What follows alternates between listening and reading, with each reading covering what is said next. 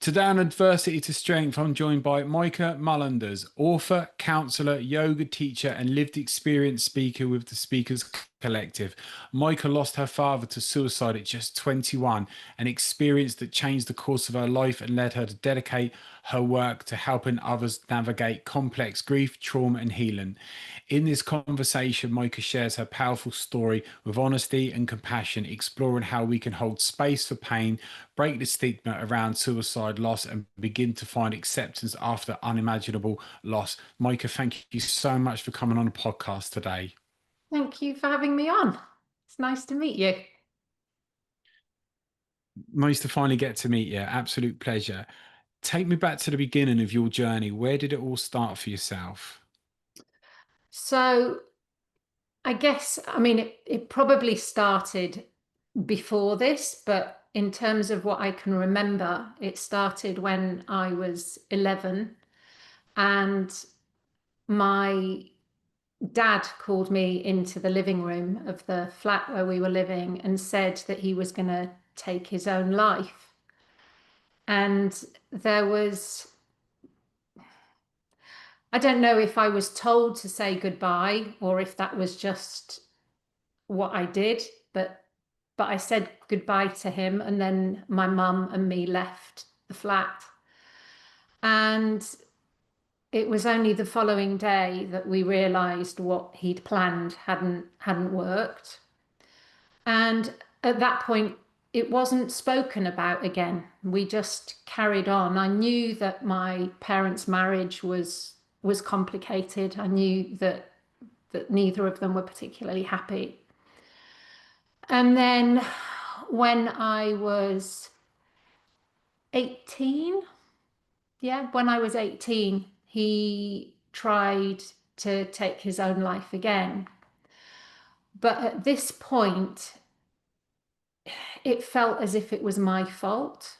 So I I'd come home early one day and I'd caught him with someone else in my parents' bedroom, and I told my mum.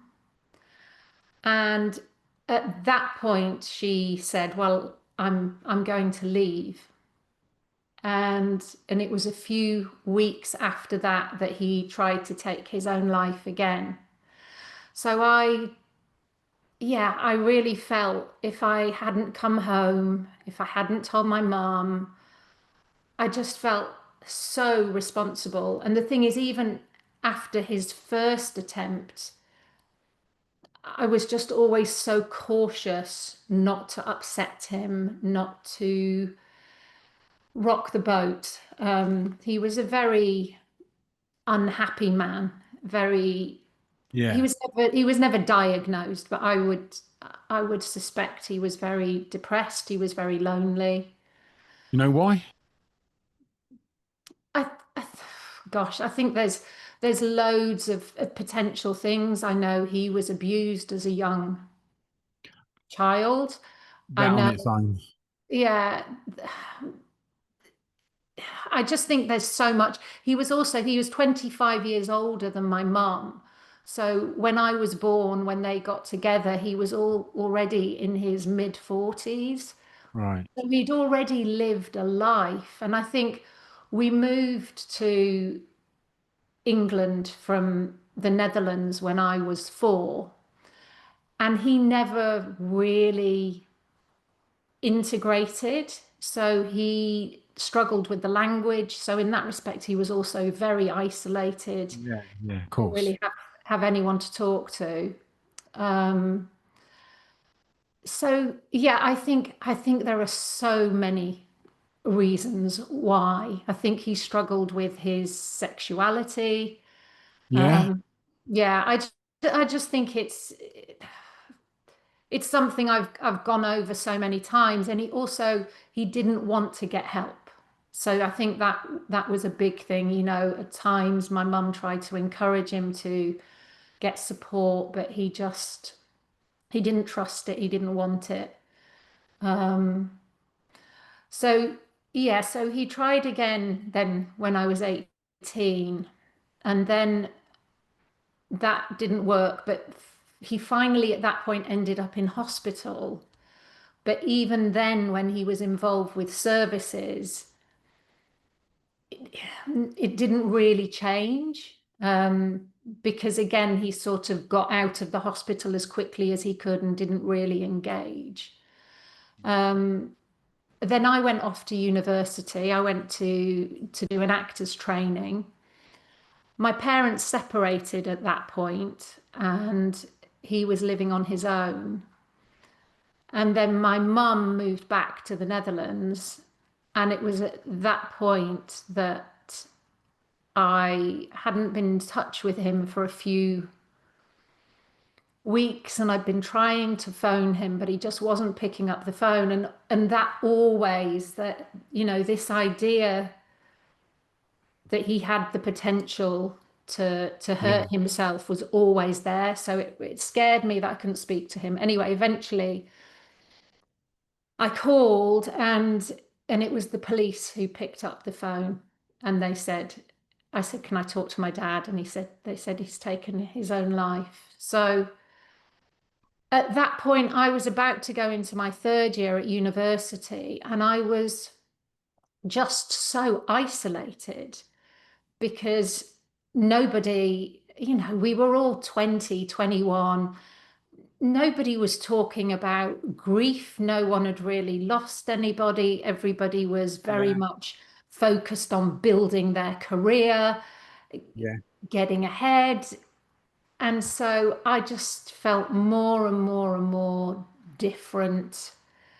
So I really started to struggle with my own mental health. And I was in a relationship at the time, and I sort of clung to that relationship for some Yeah. grounding and stability. And we then got married very quickly. But I didn't know who I was. I think I'd spent so much of my childhood so frightened and trying to appease my dad and just trying to make sure that he was okay, that I'd become so adaptive and so people pleasing. Yeah. Yeah.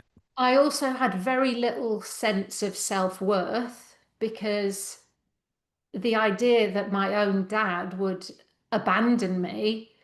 I know it wasn't, of course, it wasn't about me, it was about his own struggles, but as a child, I didn't understand You're always, that. you're always going to think it's you as a child. You know that. You're always going to think it's Yeah. So so yeah, I really struggled. I struggled in in the relationship, and I tried to have therapy at different points, but I just think I didn't trust it and I wasn't ready for it. So it wasn't until I left the marriage and really started working with a therapist very intensely. So I was seeing him 2 times a week. I was also in group therapy with him. That I suddenly felt that there was a container around me and that it was safe to start exploring. I think the other big part of it is that I always felt that my dad's emotions were so big and so overwhelming and so confusing that I didn't want to give that to someone else. I didn't want to be that overwhelming, emotional, confused person to someone else. So I yeah. always held everything in really tightly. And my coping strategy, I guess, was control. Yeah. I just wanted to be in control. I struggled a lot with perfectionism. Um, Yeah. I mean, in a way, it's classic. I was just about to say all the normal things. Yeah. But so finally working with this therapist, I started to see that a lot of what I'd been through wasn't normal. I think the other thing was throughout my childhood, it was like we just get on. We just keep going. So Yeah. there was never an acknowledgement of this is unusual. Um, Yeah. so I never sort of sat back to take a breath and So go, it's almost like gaslighting yourself and carrying on. Absolutely, that's a really, really good way of putting it. Yeah. And I remember because it was only as I became an adult then and I started to really struggle with doing what I thought were the normal things to do, like have a relationship, like feel quite calm. I remember going for a massage for the first time ever, and I just cried because I suddenly realized how tight Yeah. everything was, and not just tight physically, but tight emotionally. And it was Oh like, yeah. yeah, it was just I'd never sort of been aware of that, and it was just like it sort of crumbled away. And also, if you think that, I was training to be an actor, that had been like my dream since being a kid. And I suddenly realized that because I was so hidden from myself almost, I wasn't connected to my emotions. They were all sort of Yeah. masked. So one of the big coping strategies that I had as a kid was that I would just disassociate. I didn't know I was Of doing it, course. but I would just, yeah, be somewhere else. Um, and so if you think that as an actor you have to draw on your emotions, I couldn't really because they were all numb Yeah. and held in. So Yeah.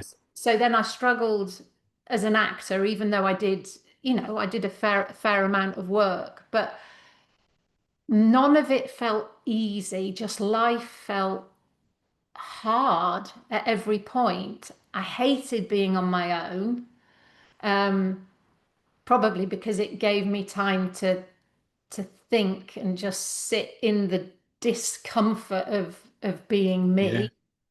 Um, and of course, I always had this. I had a sense that my home life wasn't usual. And then Yeah. as a kid, I'd have this thing of, well, wait until I'm in charge of my own life because then everything will be okay. And then, of course, when I was in charge of my own life and everything wasn't okay, that's really confrontational again. Yeah. Um, so after this therapy, I then went on and had some other therapy as well. And then it felt as if the therapy helped me to understand myself, understand why I was the way I was, but I wasn't with that able to change the behavior because the Takes a lot of behavior time. felt so ingrained. Yeah, of course. Lifetime for you. Yeah. And actually had been taught to me by my parents. Yeah. Um, so then I started practicing yoga without any real thought about what it was going to do. But I danced when I was younger, so the idea of moving was quite natural to me. And it was when I started my teacher training, my yoga teacher training, that I learned about things like ahimsa, which means do no harm. But it means don't just do no harm to others, it means do no harm to yourself. And it was then that I sort of realized how brutal I was to myself. I had like this inner critic who was just Yeah. constantly shaming me, telling me how stupid I was, that I should do things differently, that I should be perfect. And it was when I realized how relentless that voice was that I suddenly went, this has to soften. And I suddenly started to learn about self-compassion. Um, Also started to learn about the Yeah. fact that you have to let go of control. You have to let go of wanting to predict the future and just so everything. And I think also there was something about the therapy was very in my head, and I'd always been an overthinker anyway. And what the yoga did was it sort of Yeah. dropped into my body. Um, and those, I guess it is those two things together that for me created this huge shift. Also, being in community, I guess. So when I did group therapy, just being in a room with other people who were vulnerable, who were talking authentically, they weren't trying to put on a front, they were just themselves. And that then allowed me to be myself. Um, and that then went on, that once I'd finished my yoga teacher training, I felt so much stronger, that I had a sense of I want to give something back. I feel Yeah. that, I've gained so much. So then I started to volunteer for survivors of bereavement by suicide.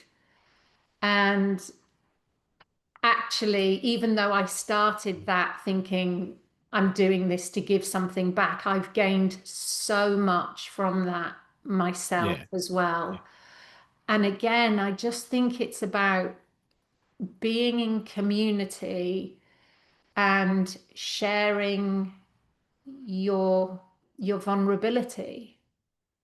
And in a way, I was thinking about the name of your podcast, Adversity to Strength, and I was thinking, Yeah. I guess my strength came when I started to admit I was vulnerable.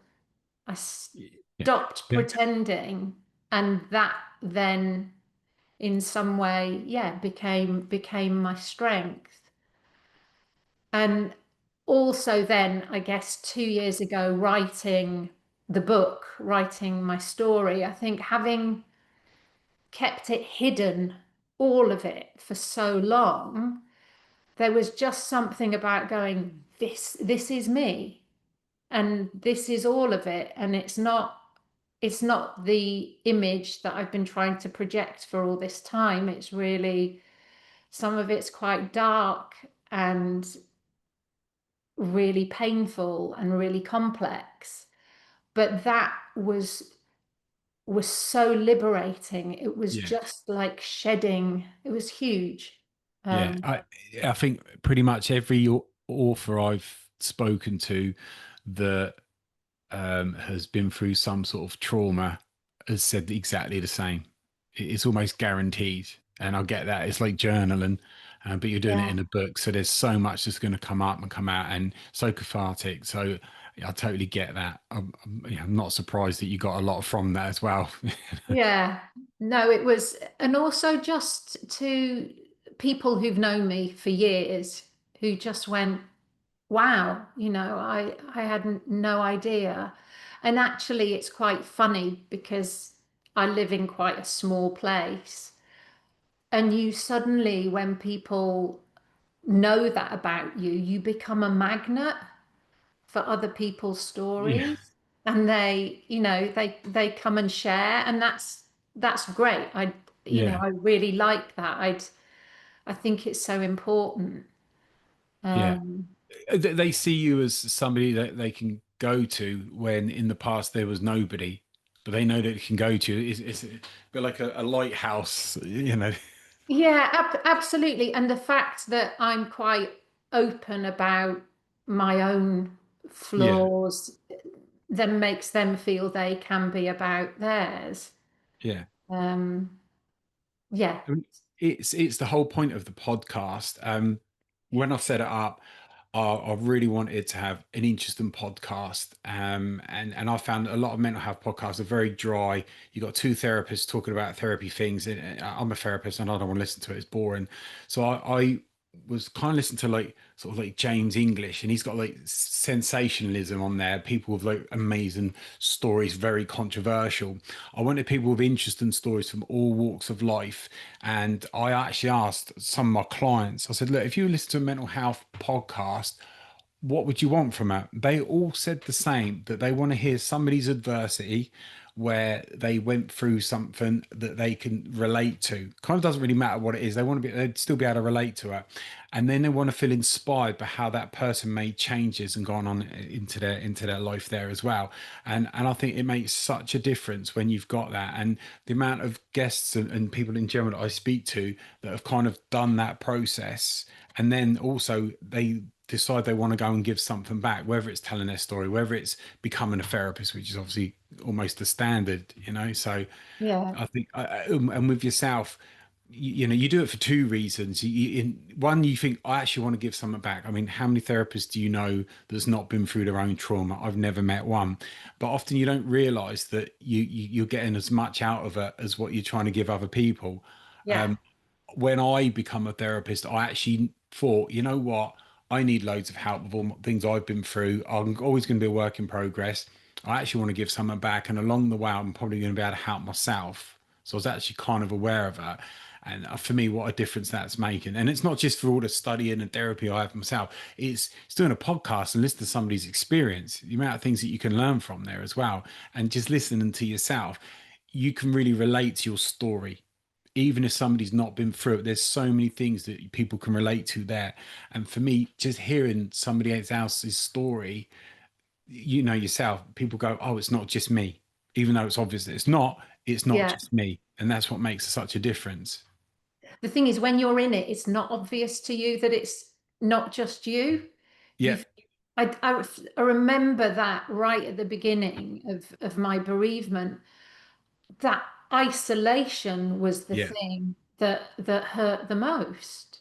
And yeah, that feeling that you couldn't talk to anyone else and other people didn't get it. And I think so. So it's interesting what you're saying about what people are looking for. When I wrote the book, I think what I wanted to do was I sort of wanted to demystify the therapy process and sort of almost write the therapy process from the inside out so that it wasn't frightening and you sort of didn't see it as a place where you weren't safe. Um, so yeah, that was kind of what was behind that idea that it's not some magical thing that happens. It's two people in a room conversing yeah. and trying to share and understand. Yeah. Yeah. Yeah, and that's what I say to clients when they come to me for the first time and they've never had therapy and they're really nervous. I'll just explain it to them. Look, what are we gonna do? Am I gonna lay on the couch? Am I gonna no, we're just gonna have a chat. Is that it? Yeah, trust me. And it's amazing how sometimes at the end of the first session, I've had clients go, Lee, you're a miracle worker. And I've not done anything. All I've done is, you know, what's going on for you? And they've got years of built up pain or things they want to talk about they've never had opportunity to talk about, and they offload for that 50 minutes, and at the end it's like a weight's lifted, and they're Mm. like, why do I feel so good?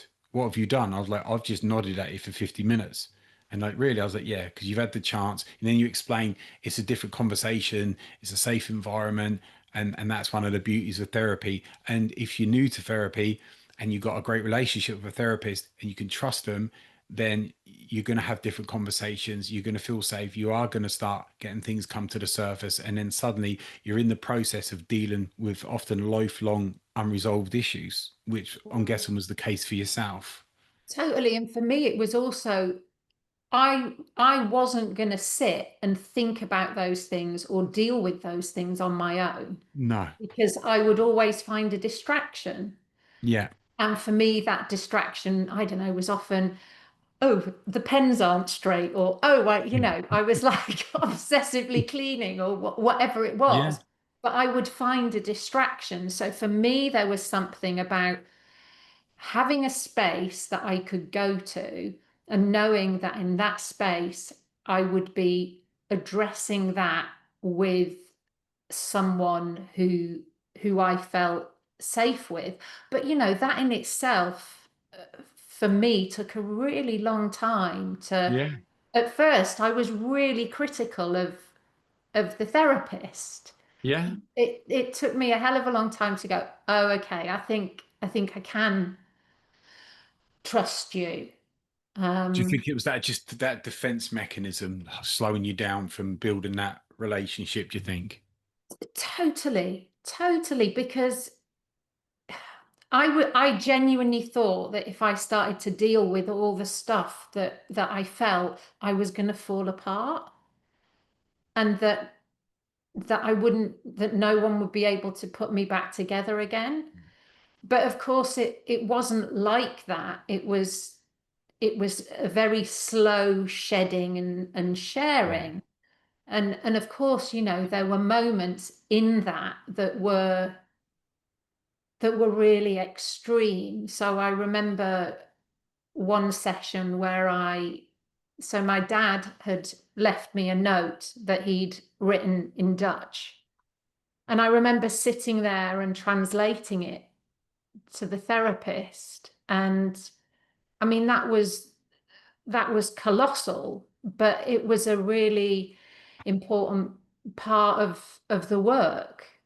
Um, and I remember that we had conversations within the group therapy context then, conversations, what would you like to say to him? What are you feeling? And then, exploring the fact that I was also really angry, that this had Yeah. happened. Um, but that also the guilt that in some way there was also a little bit of peace because I'd spent my whole life walking on eggshells, my whole life worrying. So, those are all really complex emotions. So it was almost like in that space, I dared to feel those things. Yeah. You feel guilty for no longer feeling the pain. You feel a loyalty to the pain of your father, and you get that feeling of, if I'm feeling a bit happy now, does that mean I don't care as much, and all the conflicting feelings? Yeah, absolutely. And I think the other thing that the therapist did was really made me aware that of how unnormal and how unokay the situation at home had been. Yeah. Um, and yeah, I really needed someone because I think I was quite blinkered Well, because it's extreme um in itself, whichever way you look at it. However, it's normalized for you because that's all you knew. yeah, yeah. That's going to stay with me, you saying that you gaslit yourself. I think that's really interesting. Um, yeah. I think people probably do it all the time without Yes. realizing. Yeah, I'm Yeah. sure. I just never, sometimes someone Yeah. says something to you in a particular way and you go, "Ooh, yeah." And I think that's what I'm aware of as well, is that this is a lifelong journey. It's not, Yeah. Uh, That's one of the things that I'm very blunt, and just honest as a therapist. I am in any aspect of life because I don't want to waste anyone's time. And I'll get clients that come to therapy, and they sort of like, "Oh, how long do you think I've been in therapy for?" And I'm honest with them, and I'll be like, you could be there for years, you could be there forever. Yeah, why is that? And I'll explain the reason to them. That, all right, okay, I'll get that there as well. But when you've been through the traumas, you're always working on yourself. You're on that journey. You're never going to reach the destination. It is what it is. And I think the biggest thing, the hardest thing, certainly for me with the things that I've been through, is that acceptance. That was the thing that took the longest and was left till last, is that acceptance. yeah. Yeah, Yeah. absolutely. And so in my book, it's called A Journey to Acceptance, because I think I see that the same way. It's not a journey to forgiveness. It's not a journey to a destination. It's accepting the experience that you've been through, but also accepting that you'll revisit it at Yeah. lots of different times in your life for many different reasons. You know, having my own children, I now look at that whole experience differently again because I see them at the age that I was when things started Yeah. to get complicated, and I'm sort of confronted with how young I really was. That's the thing that like certain things like that stand out with me and like my kids when they were like younger, and I'm like, yeah, I know what I was going through then. And you just look at your own kids and you think, how could that ever have happened? How could you Mm. expect a kid? How and then you often feel that anger, and then you got the unanswered questions, and then suddenly you go into therapy and you're talking about things that you thought you might have moved on, and all it might have been is like a quick glance over at your kids playing, minding their own business, things like that, and then suddenly it's another like half a dozen sessions of therapy just working on that. And that can be, that can be really frustrating when you go, oh, hello, it's this again. I thought I was in the clear, and then it's like Yeah, absolutely. it's one of the things I always err on caution with a lot of my clients, because I have clients that have done amazing and they're coming out of therapy and they're feeling better than they've ever done before, because all they've ever known is low mood and trauma and things like that, and they've learned all these techniques and strategies and they've processed it there as well. And I explain to them there's probably more out there, and it might appear at some stage, and then you're gonna have to deal with it. But you've gone from taking your car to the garage needing lots of repairs to taking your car to the garage to be serviced. You will know when you need to do that, and you're not going to wait till you hit rock bottom. Something's not right. I'm going to take it in there, and they're like, "Oh, right, yeah, okay, that's good." That's good. I said, you're now an expert in yourself and in therapy. You will know what you need. So it gives them a little bit of confidence. But even like for myself, I'll be going along my merry way, and then there'll be like some random trauma that's appeared from years ago. I'm like, oh, I forgot all about that. And you're like, yeah, I'm gonna have to speak to my therapist and now work through that. Yeah, absolutely. And I think for me, I got to points where I just went, so I have had therapy at different points, but then I sort of get to a point within the therapy where I go, okay, I feel all right now. And now I just want to live for a bit. Not that I'm not living while I'm in therapy, but it's Yeah. very intense sometimes. So when I years ago when I was studying to become a therapist, you have to have your own therapy sessions as part of the course. Um, and I went into therapy, and I didn't know I was disassociated. I didn't know that I was numb to so much. The trauma that I'd been through, I didn't realize I'd been through probably about 90% of it. And my emotions, I probably hadn't, all the sort of stuff you didn't realize. One, you don't realize how angry you are. Two, you don't realize that you've not cried in like 7, 8 years, things like that. And so with my therapist, she was absolutely amazing. We're doing all this trauma therapy, and suddenly I could feel these emotions coming up, and you're just like, oh my god. And ever since then, my emotions are more sensitive than ever before. Watching a film that I've seen a million times, and suddenly you got an emotions, which even though it's a bit frustrating, I wouldn't swap it. But all these emotions started coming up, and then all these unresolved traumas have started coming up, and then all these pieces of the puzzle of what I've been through started forming, and it was great, and I could feel the progress, and my therapist is explaining why I feel the way that I do, and it's absolutely brilliant. And then we get to the end of the therapy sessions, and she's like, yeah, that's great. And I'm like, I want to carry on. I want to keep on just having week in, week out. And she's like, why don't you take a break? I was like, yeah, she would trust me on this. Take a break. You've put loads of effort in, and come back in a few months' time. So I was like, all right, if you insist. So I took a break. The following, I think it's on a Monday that I was having therapy sessions. I realized that I didn't have therapy, and suddenly I just felt exhausted, literally.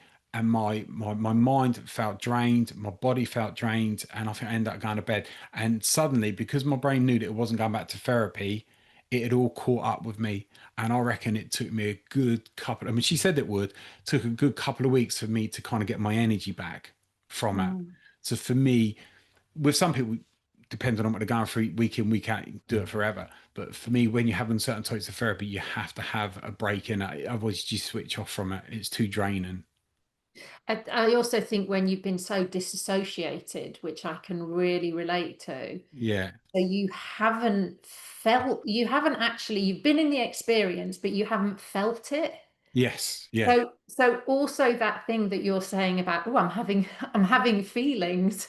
It's like I'm now really big on that in that Oh, I go, definitely.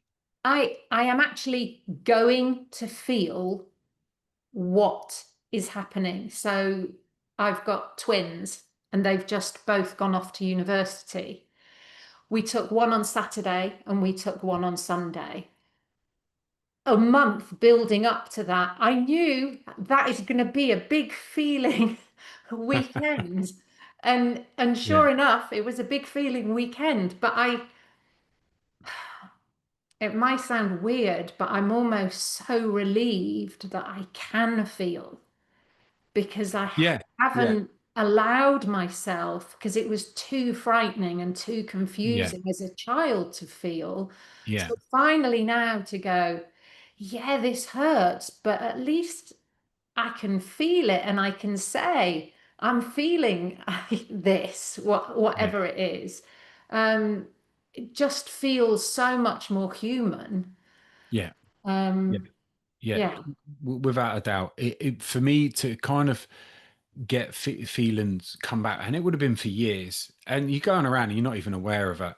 You're not even aware. You just before you kind of know what you know, you just think that it's just you. You don't realize you got all this trauma, how much it affects you. I had no idea. And then when I had a lot of therapy and I realized what I'd been through and that it was inflicted on me, then suddenly you're dealing with a load of anger and all these other sets of questions there as well. But you just keep on going and working in the right direction and working on yourself. And when you get them feelings, it is good. You know you've made some real progress yeah. without, and that's always For, good. yeah, for me that is sort of one of the biggest things because actually if you can feel that pain or that hurt, it means you can also feel the counter side of that, which is joy and happiness, which I have to Yeah. admit I still struggle with more, but it's definitely sort of opening, you know. Yeah, it goes back to that work in progress. But for me, I there was things you go through. I find, especially before you had when you've been through trauma or loss, um, and you're very disassociated. You go through life, and it's such a disappointment because there's so many things that you're doing or going to or whatever you should be enjoying, and you're just numb to it. You're not feeling it, and it's like, anyone want to tell me what the meaning of life is? Why am I going through all these things and I'm not getting anything from it? And you got no idea why until you start Mm. having the therapy. And then for me, when I made the progress and breakthroughs, that kind of thing. So now I'm more at the point where I'm gonna really make sure that I enjoy something, be in the moment, make the most of it, literally live in the moment there instead of too busy thinking about the past, reflect and ruminate or thinking about the future. Because as they say, we've only got right now, and how Mm. many years have been wasted not being in that right now. So now I try to live in the moment, make the most of, you know, same old story every day, that kind of thing there as well. And it gives you that level of fulfillment that you would never have had a few years ago. So I always try and maintain that, even if when you start daydream, right, let's bring that back here. Let's be in the moment there as well. Let's make the most of this, whatever it might be, try and have that sort of positive mindset. Yeah, absolutely. The whole being in the moment thing I really relate to, particularly as a yoga teacher then. Yeah. But I also know that, you know, the mind is a monkey and has its own intentions. And sometimes, even with the best will in the world, I find myself rewinding or fast forwarding into the past or into the future. Yeah. And then I'm also just, I'm kinder with myself. And I just go, Yeah. okay, so you've had a day or two where you've just lost it. Come back, you know. I think it's really important to be kind to yourself, and that comes back to that thing of, you Yeah. know, vulnerability being a strength.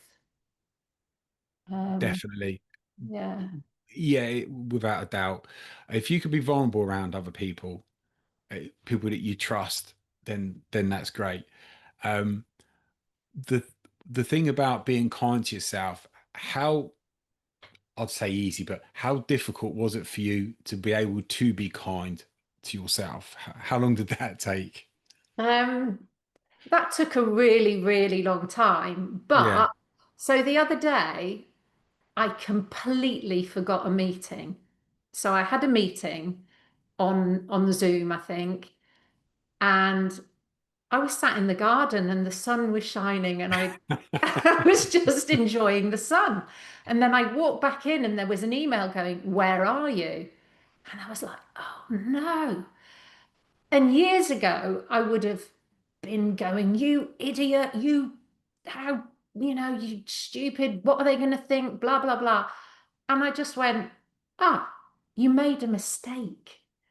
And it's like, I almost laugh at myself now when I make a mistake because, in a way, for Yeah. me, making those mistakes is really positive because it means that I'm actually not all bound up and really tight and trying to be Yeah. perfect. And I Yeah. just go, "Oh, you're human. Oh, good."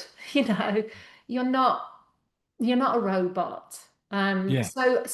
It really is definitely getting easier for me to be kinder to myself. I think, you know, when it's in relation to my children, when I'm very emotionally invested, then it becomes harder. But it's a work in progress, you know. It's always a work in progress. It always is. For me, I've with like my horrendous parents. It took me years to feel good about myself because you've always got the negative belief systems in there. And I got to a point, and it was through a lot of therapy, that I'm never gonna allow them into my head to affect me again. And I actually invite them to bring it on, in my mind. So it's like I'm having a conversation with them, like, give us your best. So it's funny because all the negative belief systems, I just do the opposite to it now. Right. It's quite funny. I was actually telling a client earlier on, like, my mum's like a disgrace and just like a narcissist and, child abuser. I never actually call her as a mother. I just call her by her actual first name because she's just not fit to be a mother. Um, but it's funny because when I was a kid growing up, there'd be like music on, and she'd be like, "Turn it off. I don't like that." Or it'd be like there'd be a singer on. We're talking like in the '80s, and I'd be like, "Oh, I really like this song." No, you don't. You don't like her. So it always telling me to turn off all these songs, you know. And I was like, never understood why. So unresolved issues project and whatever. Now, when I still listen to the same music. So when I got like my playlist up, straight away, without fail, I go and cue all of the songs that she said to me, you can't play, turn them off. And I'll make sure I play them first every single time. So, But that's the thing, isn't it? You have to take care of that child, and you have to, it's yeah, almost like you have to definitely. see that child part of yourself. Um, yeah, and almost nurture them doubly in a way. Yeah, That's yeah. Yeah, I think so, and I've got to a level that whatever I set out to do, I'll make sure that I achieve it. Basically, all the opposite to what I was told. Even sort of long before I disowned my mother, she was like, "You'll never make it as a therapist. You won't even do your level two. You'll quit. You're this. You're that. You got the wrong temperament. You won't, you know." And I know that it's where she's narcissistic, controlling, and all that. Just a terrible person. So not that I need it, but it's added incentive to keep going on and achieving. So Mm. for me, I work very hard every single day to accomplish and progress in life, be a nice person. Like, I refuse to say anything horrible to a person. I will never say anything bad to a person because I don't want to be making somebody feel bad about themselves. You know, why would I want to do that? So there's so many things that I can take from how bad they were and do the complete opposite, which is Mm. difficult. Like, bringing up my kids was really easy. All I had to do was the opposite to what I had. You kind of can't go wrong. And what surprise, it's come out pretty well, you know. Yeah, I mean, that's the big emotional one for me. I sort of, yeah, I hope I've done a good job, and I guess I've done a good enough job. Because I think when I get too stuck in that perfectionistic part, Yeah, I I I demobilize myself, and then I can't do anything for fear of doing the wrong thing. yeah, So yeah, it's a case of going, it's okay. It's good enough. Um, yeah, yeah. yeah. That's for me. I'm very much like, I sort of, I'm doing my best. I'm not interested in being perfectionist because I know that you'll be there forever and you're never going to succeed. It's the same as, like, I'm not in competition with anyone. I couldn't care less what anyone else is doing with their lives.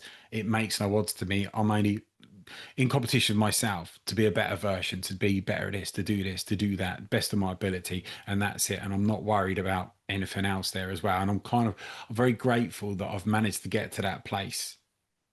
So, that gives me a lot of, you know, confidence, and I can see some success that I've made in myself with the work that I've put in over the years in therapy there as well. And I'm guessing probably the same for yourself with all your achievements that you've done.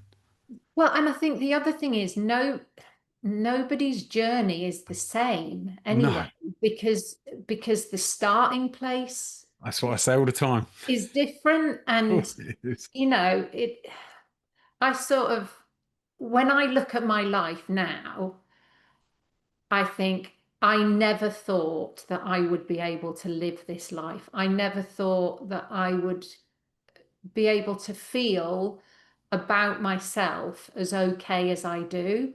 And Yeah, that nobody can see that from the outside, yeah, but that's enough for me in a way that really grounds me. And when I teach what I would call a really good yoga session, and I feel that there's an energy in the room and that people are engaged and that they're really getting something from it, then that's my happy place. That's yeah, me doing what I think I'm supposed to be doing yeah, in this moment. I do think there's something about having a sense of purpose as well that you know yeah.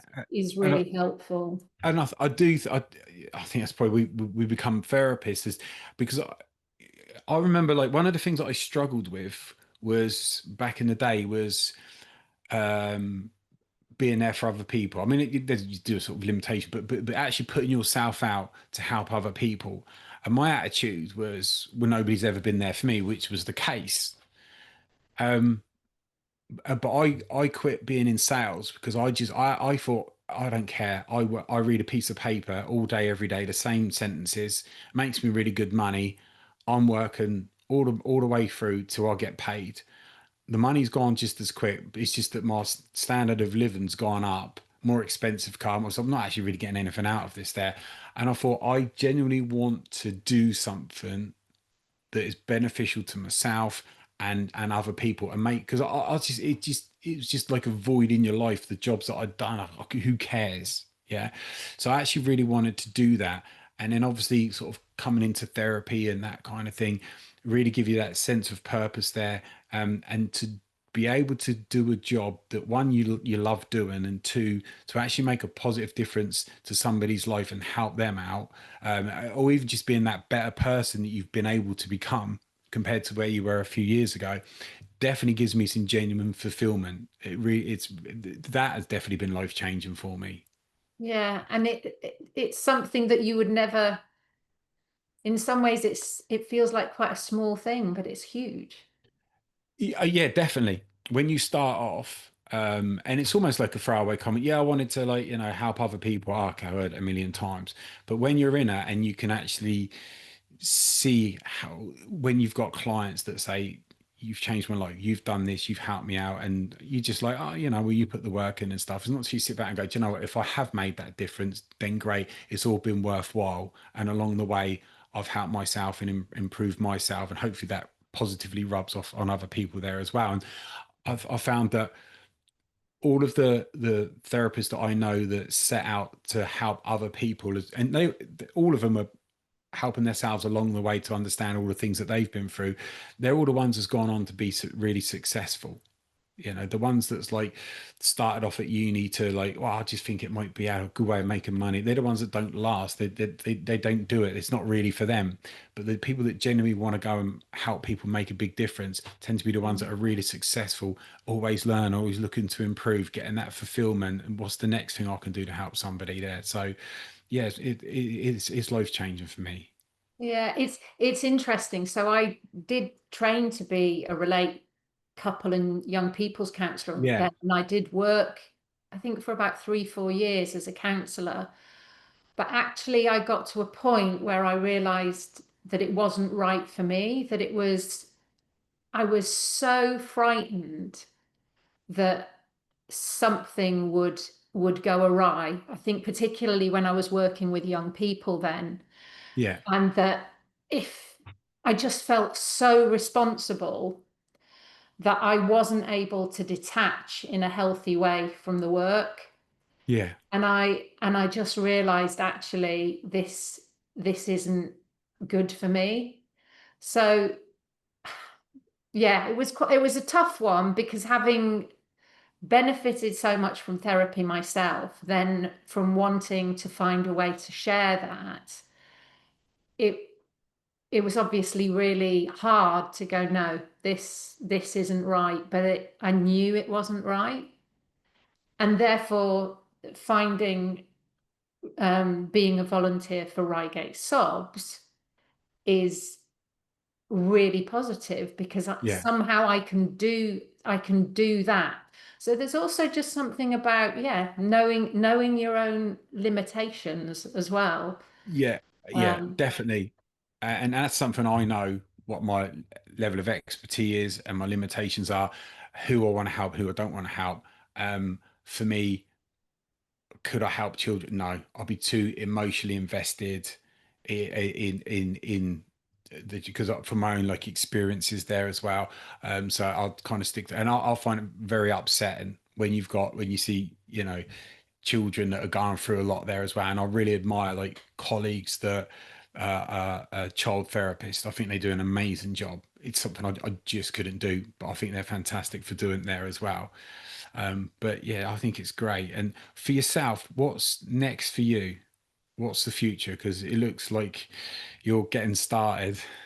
Yeah, so I mean, I really want to keep speaking like Yeah, this. I think it's really important to reduce the stigma around suicide. I also think it's really important to, I guess, for people to know that there is a life beyond that bereavement, and it yeah, might be a very different life to the life you anticipated, but there is a way through that, and it might be a long journey and it might be really challenging along the way, but yeah, you can still build a life for yourself. And I yeah, think, yeah, I guess that is my big message then. You can experience childhood trauma, but you can also come out the other end. And that doesn't mean yeah. that you completely shed it. It doesn't mean you're No, completely healed, but there is a way to live a fulfilling life. Yeah. So You're not yeah, good. Yeah, you're not going to let that trauma define you. yeah, Yeah. absolutely. Yeah. And then thinking about, post-traumatic growth and how amazing that is as well. So I guess, yeah, I hope I'll just get more opportunities to speak about things like this. And I really want to continue to teach yoga, maybe find a way to combine this work and the yoga. Who knows? I guess I have very modest expectations because I also just know that I need a space to rest in and to Yeah. nurture myself. So yeah, I've got much better at finding that balance. Yeah, that's great, and I think you will go on and do amazing. It's such a great story, really interesting. I've loved having you on the show. There's so much that so many people can take from your story. They don't have to have gone through a similar set of circumstances, but they can still take a lot from it there as well. Not just the adversity side of it, but the way you got your strength, the way that you worked on yourself in therapy, the changes that you made there as well, and literally what this actual podcast is all about is how it's gone for yourself there as well. So, Micah, it's been amazing. Thank you so much so much for coming on to the podcast today. Thank you for having me on. It's been lovely to talk to you. Absolute pleasure. Thank you.